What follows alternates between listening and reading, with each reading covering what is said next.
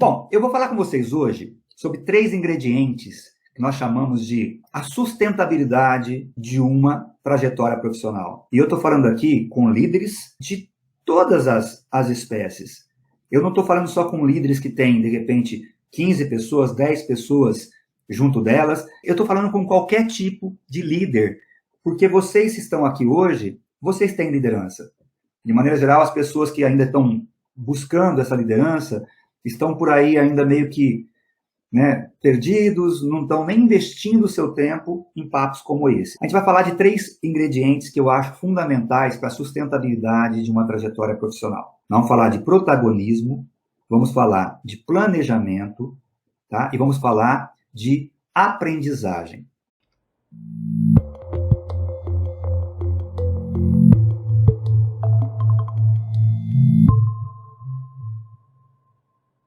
E eu queria começar com vocês falando de protagonismo. Eu acho que quem acompanha meus vídeos, ou quem eventualmente já esteve em alguma live que eu tenha desenvolvido com vocês, já deve ter me visto falar ou ouvido falar sobre isso, porque é um tema que a gente julga da maior importância, mas talvez não com a profundidade ou com as dicas que vamos dar hoje aqui. Por que a gente acha que protagonismo é a competência essencial de qualquer profissional? Porque o protagonismo é aquilo que faz com que a gente não tenha destino, faz com que a gente tenha futuro. Porque o destino é aquilo que vai sendo construído meio que a esmo, aleatoriamente, né? Aquela coisa que vai acontecendo e parece que existem forças externas que vão levando a gente para lá, para cá, para cima, para baixo, e lá no final da nossa vida, da nossa carreira, a gente fala assim, puxa, eu cheguei até onde eu podia chegar. Eu cheguei porque o meu destino foi esse. Tá? Então, o destino é alguma coisa que, basicamente, é construído por forças aleatórias. O futuro, não.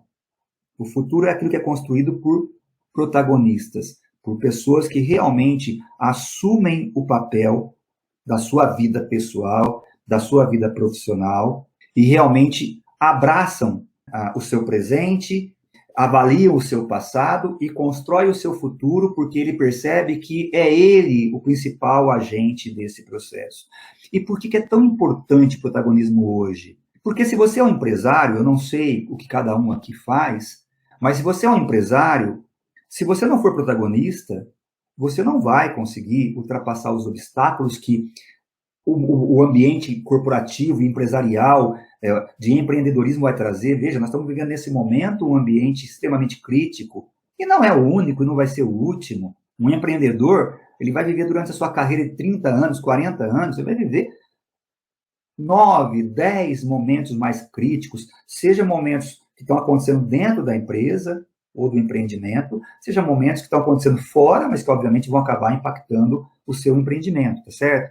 E quem trabalha, por exemplo, no mundo corporativo, eu digo mais assim nas empresas, tal, sabe muito bem. O que as empresas buscam hoje são pessoas protagonistas, são pessoas que abracem os projetos, que abracem as metas, as missões, a visão da empresa e que ajudem a construir tudo isso. Está cada vez mais difícil a aceitar dentro das empresas as pessoas que passam uma vida lamentando. Então, vamos falar um pouco sobre isso, né? Se a gente perguntar, eu já fiz essa pergunta em alguns eventos, né? Se a gente perguntar assim, você quer ser um protagonista? Você gostaria de ser protagonista da sua vida?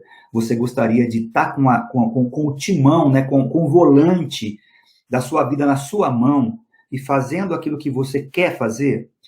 É óbvio, pessoal, de maneira geral, 95% levanta a mão, 5% não levanta, que não ouviu a tua pergunta, né? Quer dizer, estava lá, sei lá, pensando em alguma coisa diferente, acabou não ouvindo, mas a maioria das pessoas levantam a mão.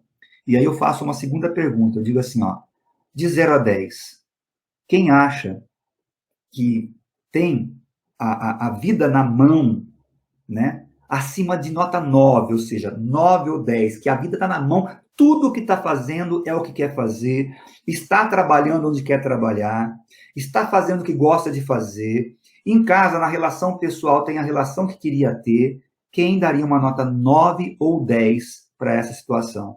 E, obviamente, que aí a quantidade de pessoas que levantam a mão é bem menor. E eu agradeço até a sinceridade, porque isso enriquece muito a nossa reflexão. Então, assim, do ponto de vista da literatura, Tem muitos livros aí, quem quiser depois me mandar um e-mail, né, contato@lideresonline.com.br, eu posso fazer sugestão, mas o que eu vou falar para vocês aqui, sinceramente, gente, ó, vai trazer um pouco do melhor de cada uma dessas obras, mas está muito claro, né, pesquisadores como Paul Stoltz, como Carol Dweck, quem trabalha muito na área de accountability, enfim, muitas pesquisas mostrando o seguinte: a maioria das pessoas querem ser protagonistas, a minoria das pessoas consegue ser protagonista num nível realmente elevado.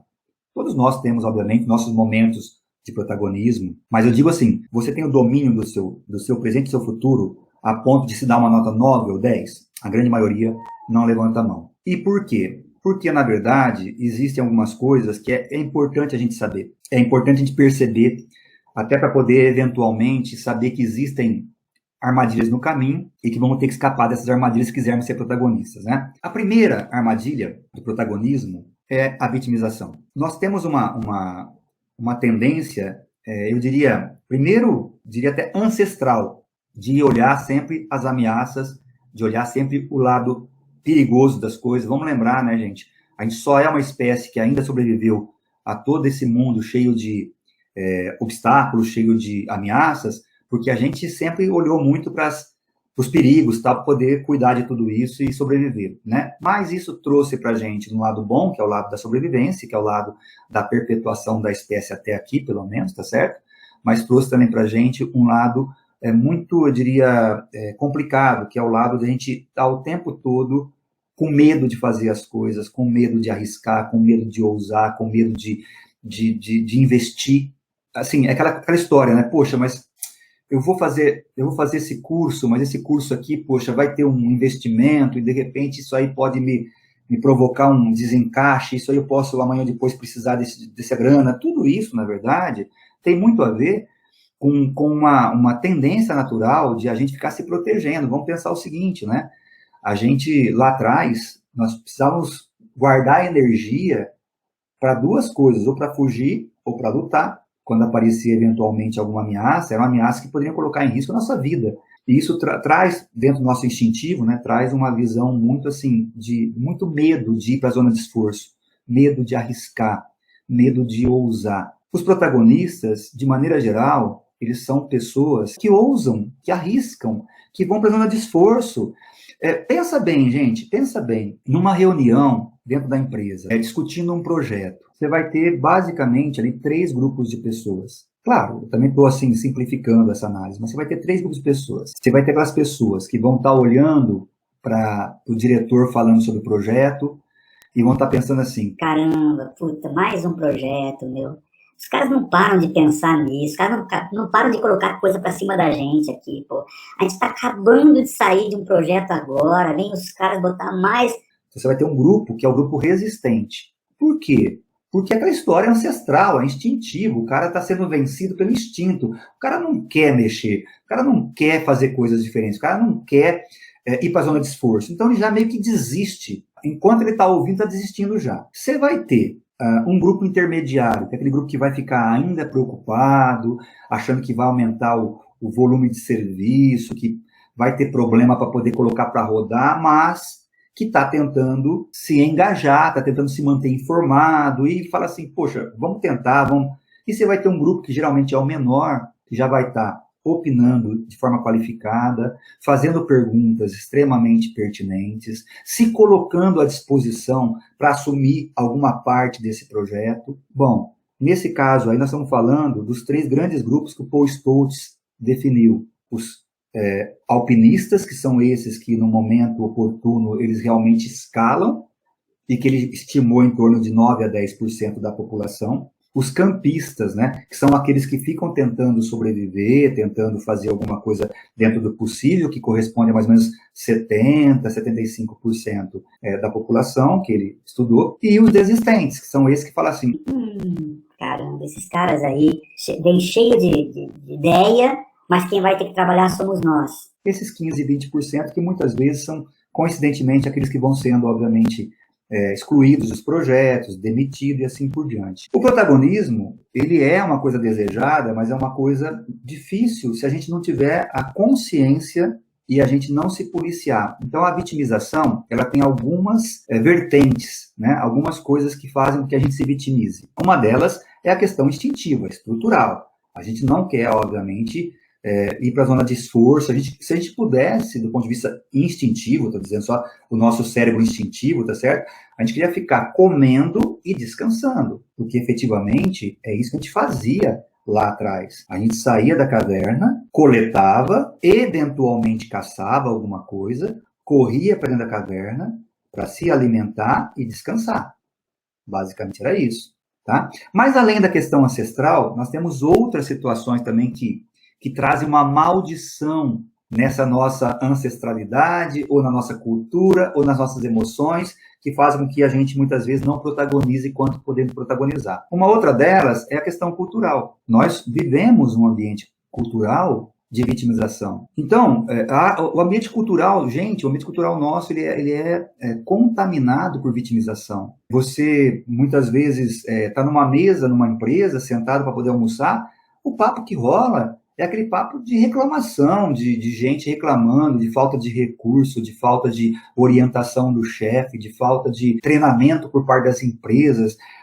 Nós somos criados num ambiente de vitimização. Para você fazer uma prova substitutiva no teu colégio, se você não contasse uma história muito triste, o professor não deixava você fazer a prova. Se você fosse contar a verdade, que você tinha feito uma festa na noite anterior e bebeu demais e aí não conseguiu estudar, tal, você não ia conseguir fazer a sua prova substitutiva. Então, o ambiente cultural é muito relevante nisso, né? O ambiente cultural nos leva à vitimização, e a vitimização também, ela leva a gente a perder o protagonismo. Uma outra coisa que também a gente vive no ambiente de empreendedores, no ambiente corporativo, é a síndrome da mesmice. O que é isso, né, gente? O nosso trabalho, ele é um trabalho que muitas vezes não dá para você todo dia mudar de área, mudar de cargo, ser promovido. Você vai ter que maturar o teu trabalho em qualquer situação. Se você montou, por exemplo, um bar, no começo é maravilhoso. Você está montando um restaurante, o bar lá, você vê as coisas entrarem, chega a cervejeira, chega o fogão, você vê o pessoal colocando azulejo novo, tal, passa, tá um gás danado, você vê. Bom, aí começa, você inaugura e começa o trabalho em si. E aí você começa a perceber que as coisas vão se repetindo todo dia. Aquele pessoal chega, pouca gente no começo, e quando chega também aquele pessoal que fica pedindo um monte de coisa toda hora. Tem um cara tocando uma música que toca outra, aí o cara te chama toda hora assim, mas você não tem frango aqui, franguinho com cebola e tal. Você fala, não, o cardápio não tem, mas aí você começa a entrar no processo assim, todo dia a mesma coisa. E no trabalho corporativo, a mesma coisa. Você chega, os problemas vão se repetindo, e aí você começa a achar que tudo aquilo é um porre. Pronto. Essa síndrome da mesmice, essa repetição, essa rotina que acaba com a nossa vida. No casamento é assim, caramba. Se você for, por exemplo, entrar nessa vibe de que casamento tem que ter festa todo dia, tem que ter sexo todo dia, né? Tem que ter roupa nova todo dia, tem que ter viagem todo dia. Não é assim que funciona. Isso é lua de mel, não é? Isso é lua de mel. Depois, chega uma hora que entra numa batidona. E aí, o que faz o protagonista? O protagonista é aquele que fica o tempo todo percebendo o que ele pode fazer para melhorar o ambiente, para melhorar as coisas, para poder se integrar mais fortemente aos projetos. Agora, o que é a vítima? É aquela que começa a estar no processo de só reclamar, igual acontece que eu falo sempre, um lugar maravilhoso para poder ver vitimização é no supermercado. Né? Você vê o pessoal o tempo todo conversando assim, que hora que você larga? Quando que é teu dia de folga? Sabe? Isso é porque é a tal da síndrome da mesmice. Outra coisa que costuma também trazer muita influência na vitimização e reduzir o protagonismo. É quando você também tem um líder que, de certa forma, também te provoca a vitimização. Ou porque ele não te dá o devido apoio, ou porque ele vive colocando metas acima do que você acha que é razoável, ou porque ele conversa mais com uma outra pessoa do que com você, ou porque já teve 2 promoções na área e as 2 promoções foram de colegas seus e não de você, isso também tende a trazer um processo de vitimização imenso, e você começa meio que a entrar num processo de depressão, não digo depressão patológica, aquela depressão assim, pô, ninguém me enxerga, ninguém me vê, ninguém me reconhece, o meu chefe só olha para os outros, beleza. Você vai entrar num processo absolutamente, vamos dizer, cáustico, nocivo, que não vai te levar a nada. Então, empresas que têm, eventualmente, uma cultura que provoca vitimização, pode te levar realmente a um ambiente de vitimização. Mas veja bem, gente, de novo, um protagonista, mesmo nesse momento, ele vai agir diferente. Ele vai sentar com o chefe dele e falar, chefe, posso conversar um pouco com você? Aí o chefe fala o seguinte, pô, tô meio sem tempo e tal. Então, quando você vai ter tempo, chefe?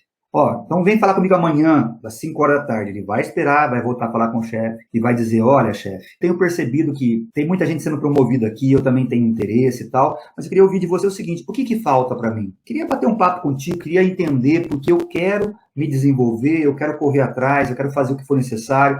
Isso é protagonismo. Agora, a maioria das pessoas entra num processo de vitimização, e isso não leva a bons resultados, tá certo? Muitas intenções e poucas ações. A pessoa que não é protagonista, ela vive fazendo planos, mas é um plano assim, é um plano meia boca, né? Então ela acorda de manhã e fala assim, cara, tá aí, eu vou vender online agora, vou passar a vender online, porque tá difícil de vender no mercado físico, estamos com uma dificuldade muito grande aí, tá tudo fechado, eu vou vender online. Ela fala isso às 8 horas da manhã. Quando é 11 horas da manhã, ela já se perdeu em distração, vitimização, correria, fazendo coisas que outros deveriam fazer e já foi embora aquele plano dela. Ela vai lembrar disso depois de 2 ou 3 semanas e falar assim, eu preciso ver aquele negócio de vender online. Aí, de novo, ela se perde, não coloca isso no papel, não faz um planejamento. Então, são características de quem não protagoniza. E o que é um protagonista? É exatamente o oposto. Agora, por que não é fácil? Porque nós, do ponto de vista... o protagonismo, ele chega a ser antinatural. Porque do ponto de vista cultural, social, ancestral, nós fomos feitos para não pegar uma espada e sair na frente. Não, se você pegar, por exemplo, as grandes batalhas do passado, você percebia que quem pegava a lança, subia no cavalo e partia para cima dos adversários, ou inimigos, nesse caso, inimigos, né? Era 20%, o resto ia atrás e muitos iam porque estavam sendo obrigados, se não fosse, ia acabar morrendo, porque iam ser executados, né, por deserção.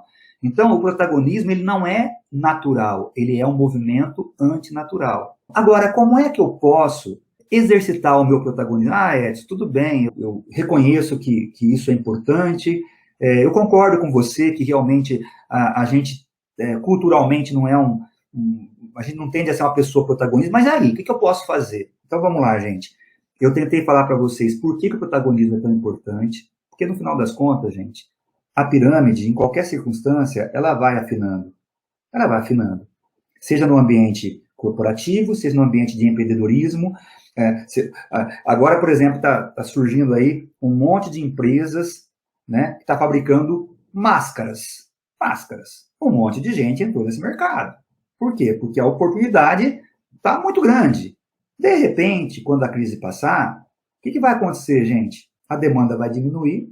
Quem que vai ficar? Uma parte. E o que justifica que essa parte ficou e o resto foi? É uma série de coisas que envolvem protagonismo. É saber construir redes de relacionamento bacana, um grupo de clientes grande, para você não ficar dependendo de um só, né? Inovações que você possa fazer, já pensando na hora que a demanda cair, o que você pode fazer com aquela máquina, enfim, gente, vai ter gente que vai sucumbir. Basicamente é isso, é essa questão de você encarar o desafio e ter a capacidade de fazer o melhor desempenho nesse desafio. Agora, como é que eu posso fazer isso? Aí vão as dicas já. O que eu sugiro quando eu faço mentoria e a pessoa me diz, Edson, como é que eu posso me tornar mais protagonista? Eu me dei nota, o cara é líder, eu faço para ele geralmente um questionário, né, a gente chama de assessment, né, eu faço para ele um questionário para autoconhecimento e ele se dá nota 6, ele fala, 6 eu acho que é pouco. Como é que eu posso me tornar mais protagonista para poder alçar os meus objetivos, os meus sonhos e tal? Aí eu falo algumas coisas para ele, vou dar para vocês essas dicas aqui. Primeiro, a gente precisa acordar de manhã, gente, e fazer um trabalho de mentalização. Por que a mesmice acontece? Por que a vitimização acontece? Porque a gente deixa as coisas no piloto automático. Piloto automático, quem já viu sobre cérebro instintivo, cérebro emocional, cérebro racional, sabe muito bem que o piloto automático ele é muito mais rápido do que o nosso lado racional. E o piloto automático, ele vai trazer muita coisa do emocional e do instintivo. Então, é aquilo que faz a gente, muitas vezes, reclamar da vida, que faz a gente falar mal do chefe, que faz a gente jogar a culpa nos outros, que faz a gente não ir para a zona de esforço e assim por diante. Então, a primeira dica que eu quero dar a vocês, façam uma mentalização diária. Quem achar que isso pode ser uma oração, faz oração. Quem achar que não bota muita fé em oração, faça uma mentalização. Para um pouquinho no começo da manhã e pensa o seguinte, cara, eu vou ter problema para resolver hoje. Eu vou ter coisas que não vão funcionar como poderia ter funcionado. Eu vou ter situações que não vão acontecer como eu gostaria que acontecesse. Mas, cara, eu tô aqui para poder derrubar o que vier pela frente, para poder contar com a ajuda de outras pessoas, pedir ajuda do meu chefe, do meu par, seja de quem for, porque eu não quero passar esse dia reclamando da vida. Eu quero passar esse dia construindo o meu presente e construindo o meu futuro. Eu quero passar esse dia trabalhando para os meus objetivos. E olha só, pessoal, eu ouço hoje ainda, e eu vivi isso na minha época como executivo de mercado, e eu ouço muita gente falar o seguinte hoje, Edson, eu converso com o meu pessoal e pergunto qual que é o plano de carreira deles, e a maioria não sabe me dizer. Gente, vocês querem uma coisa menos protagonista do que responder geralmente para o diretor, ou para o gerente, ou para o superintendente, ou para o coordenador, seja quem for o teu líder, ele perguntar para você assim, qual é o teu plano de carreira? E você não saber. Aliás, existe nas organizações uma demanda muito grande que o RH recebe o tempo todo, de que a empresa tem que ter um plano de carreira para os seus funcionários. Na boa, gente, isso é um grande sinal de falta de protagonismo. Porque quem é protagonista não precisa que a empresa construa um planinho, ó, daqui você vai para cá, daqui você vai para cá depois, aí chegando aqui... Quem é protagonista não precisa disso. Quem é protagonista vai sentar com o chefe e falar o seguinte, chefe, eu sou coordenador hoje e eu quero chegar a supervisor daqui a um ano. Me conta aí, o que eu preciso fazer? Ele vai construir a carreira dele. Aí quando chegar supervisor, ele vai começar a olhar para a empresa de uma forma um pouco diferente. Puta, agora eu adorei, a empresa tem sede lá fora, né? Eu acho que eu quero passar uns 2 anos lá na Alemanha, aonde é a sede da empresa. Ele vai começar a conversar com um monte de gente na empresa, com o RH, com o chefe dele, com o pessoal que trabalha na Alemanha, que é brasileiro, e ele vai perguntar como é que você fez, como é que você não fez, tal, e vai montar um plano para ele, para poder chegar e trabalhar lá fora. Então, assim, o autodesenvolvimento, gente, talvez seja a maior demonstração de protagonismo. Às vezes a pessoa fica assim... quando eu tiver condição, eu vou fazer tal coisa, eu vou fazer inglês. Quando eu tiver condição, eu vou fazer uma pós. Quando eu tiver condição, eu quero fazer um curso não sei do quê. Gente, e fica esperando um dia que tenha um ambiente perfeito para fazer essas coisas. Dificilmente isso vai acontecer. Eu estava lendo uma frase atrás, essas frases de rede social, tá? Não tem nada a ver com conceitos da literatura, né, de gestão, mas achei muito bacana. Mas assim, cara, você vive reclamando de falta de tempo. Se nesse momento, se não estiver fazendo alguma coisa para você ser melhor do que você aí não é falta de tempo.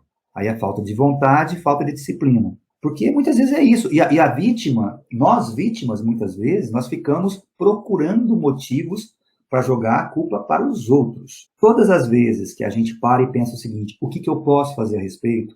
Eu saio do ambiente de vitimização e vou para o ambiente de protagonismo. Então, a segunda dica que eu quero dar para vocês, usem a pergunta mágica. Eu já fiz o que eu podia? Eu já fui até onde eu poderia ir? O que eu posso fazer ainda a respeito? Porque você protagoniza de 3 formas, gente.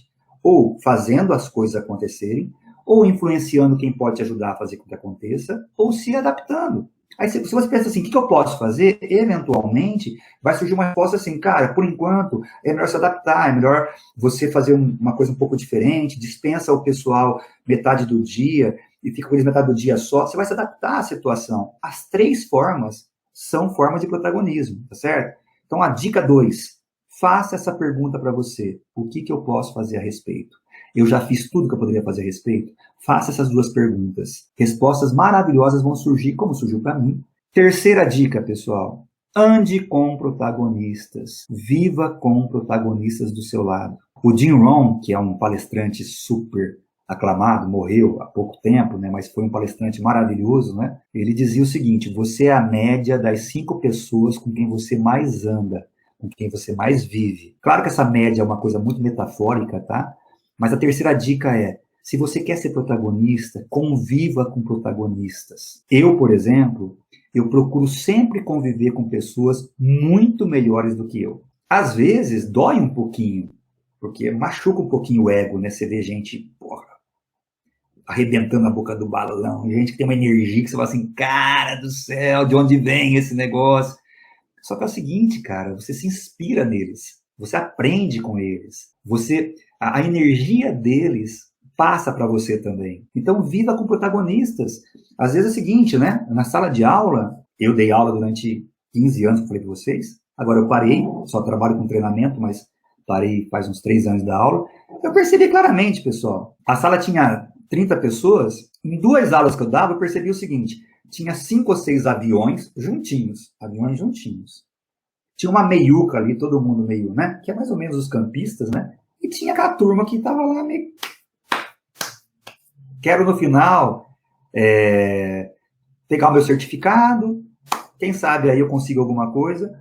Pronto, se formaram os grupos. E é assim que a vida vai acontecendo. E é assim que as pessoas vão tendo mais ou menos sucesso na vida. Não é uma questão de sorte ou azar. É uma questão de escolhas. Então você percebe o seguinte: aqueles 5 ou 6 que estão juntinhos ali, começam a fazer o trabalho em grupo juntos, vem aqueles trabalhos fantásticos. Aí aconteceu de eu indicar pessoas que estavam tendo aula comigo para outras empresas, para empresários que eu conhecia, eu atendia grandes empresários. Edson, você conhece alguém, cara, que pode eventualmente assumir uma posição aqui na área financeira, tal, não sei o que tem? Cara, conheço. Indicava. Acho que eu ia indicar aquele pessoal que estava lá na sala no final, falando assim: professor, que hora que acaba mesmo? O cara sabe que hora que acaba a aula, entendeu? O que é isso, gente? É maldade? Não é maldade. Isso é convívio. Não encontrei pessoa aqui. Desculpa aí. Deixa eu tirar esse negocinho do ar. O que é isso, na verdade? É falta de percepção, de consciência, de conviver com pessoas que são protagonistas. Então, assim, ó, terceira dica: escolha pessoas protagonistas. Ah, eu não posso conviver com nenhuma vítima? Não, você pode ter amizade com quem você quiser, mas conviva com águia. Aquela história, quer ser águia, conviva com águias. Quarta dica: a faixa amarela. O que é a faixa amarela, pessoal? Eu uso a faixa amarela sempre. Fui fazer um curso na Disney sobre atendimento a cliente, não era sobre liderança, era sobre atendimento a cliente. E aí, eu fui fazer esse curso e no segundo dia, o cara mostrou pra gente uma coisa maravilhosa, tão simples, mas que pra mim mudou muito do que eu faço, né? A Disney tem lá no subterrâneo deles, acho que quem já leu sobre a Disney sabe que o pessoal, né, os personagens, todo mundo trabalha lá, Pipoqueira é personagem, o Mickey é personagem. Eles têm lá embaixo, onde eles ficam, quando estão em descanso, né, almoçando, tomando banho, tal, eles têm a parte subterrânea, onde eles vão subir para o palco são os parques, né? Para eles é o palco. Eles têm uma faixa amarela no chão. O cara falou que antigamente era pintada, hoje é adesivada, uma faixa amarela. E eles treinam o pessoal a passar pela faixa amarela, parar em cima dela e fazer uma mentalização rápida quando vão subir para o palco. E como é que é isso, né? Então o Mickey, por exemplo, ele está no 12º show dele. Então ele para em cima da faixa e pensa assim: lá em cima tem centenas de crianças nos ombros dos pais que vieram aqui na Disney principalmente para conhecer o Mickey. E daqui a 15 minutos vão sair daqui muito mais ainda encantados ou totalmente frustrados com a Disney, dependendo do que eu fizer. E ao subir, ele faz um tremendo de um show. Por quê? Porque ele teve a possibilidade de se preparar. Então, gente, vai falar com o chefe, passa pela faixa amarela, para não ficar só reclamando da vida. Sabe? Vai falar com o par de uma outra área, passa pela faixa amarela, fala assim: cara, eu quero criar mais relacionamento, quero criar mais integração, eu quero que ele goste de mim. Porque quando você faz isso, você vai moldando os teus comportamentos de acordo com o que você está pensando naquele momento. Então, como quarta dica, eu deixo para vocês: não se esqueçam, criem uma faixa amarela na vida de vocês. Vai falar com filhos, passa pela faixa amarela. Veja bem, gente, eu estou nesse momento com 3 crianças em casa. Há um mês, há mais de um mês já, né? Vocês imaginam que não é uma situação muito fácil, né? 3 crianças presas num apartamento, todos os dias, fazendo as mesmas coisas, e é claro que o ambiente vai ficando um pouco mais pesado, é claro que elas vão ficando mais irritadas, tal, mas o que eu faço? Todas as vezes que eu vou conversar com elas, eu atravesso a faixa amarela e falo, poxa, o que eu quero?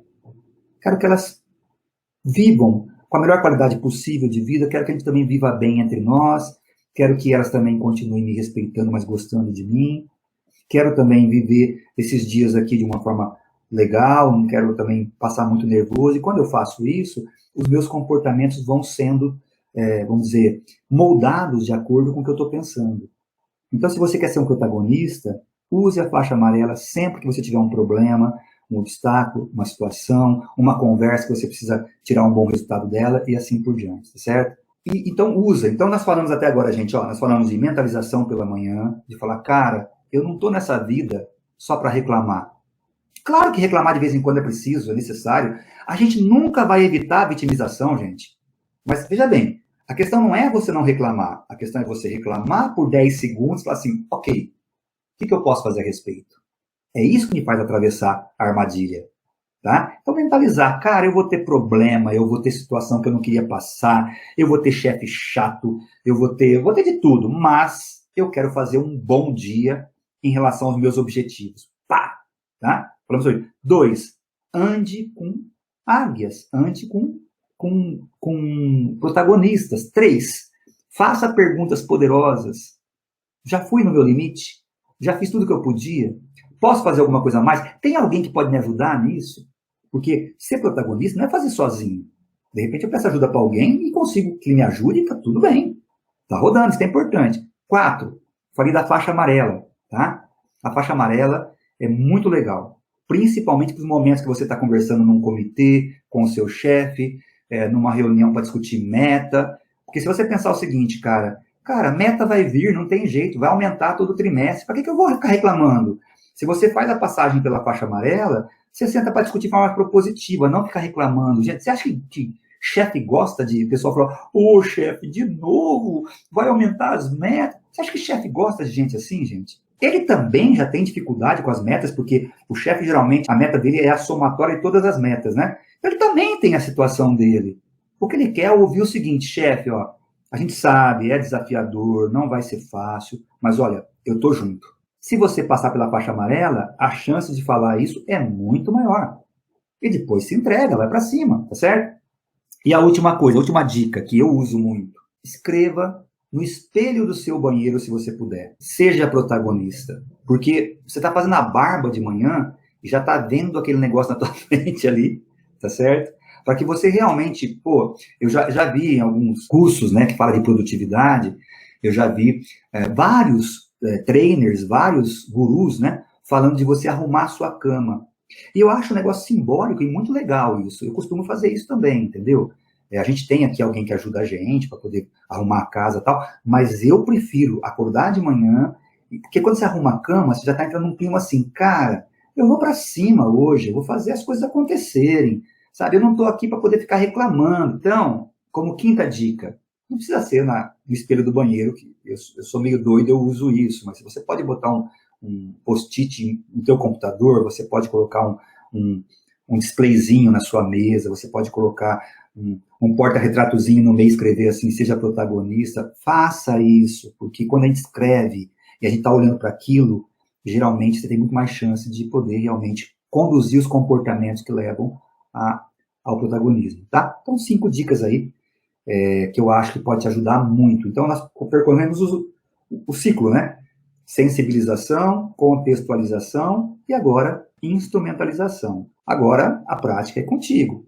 Você vai ter que escolher aí ou tudo ou algumas coisas e começar a usar. Você não é protagonista? Tenho certeza que sim.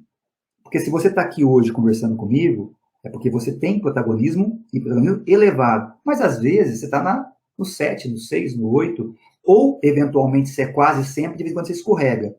O que eu estou propondo é que você tenha algumas ferramentas para poder intensificar o teu protagonismo. Lembrando sempre que as pessoas que geralmente chegam lá na última peneirinha são pessoas que souberam, vamos dizer, superar as adversidades, trabalhar com erros como se fosse realmente aprendizagem, e assim por diante, tá certo? E o que a gente quer ser, acho que é isso, né, gente? A gente quer, na verdade, ir atravessando as peneiras e chegando sempre na peneirinha mais fininha, para chegar onde a gente puder chegar. De repente, lá no final da nossa carreira, eu cheguei no máximo? Talvez não, mas eu avancei bastante, né? Avancei até onde eu pude avançar. Estou feliz com o que eu fiz da minha vida. A pior coisa do mundo, na minha opinião, é aquela história do deixa a vida me levar, né? Porque depois chega lá na frente, daqui a 30 anos, 20 anos, o tempo passa, gente. Eu trabalhei 35 anos no mercado corporativo e o tempo passou. Chegou uma hora que acabou a minha carreira. Né? É muito triste quando alguém chega lá no final e fala assim, cara, eu não parei para pensar, eu não fui protagonista, eu não fiz o que eu queria, eu só fui deixando a vida me levar. Aí deve ser realmente uma coisa bem complicada, né?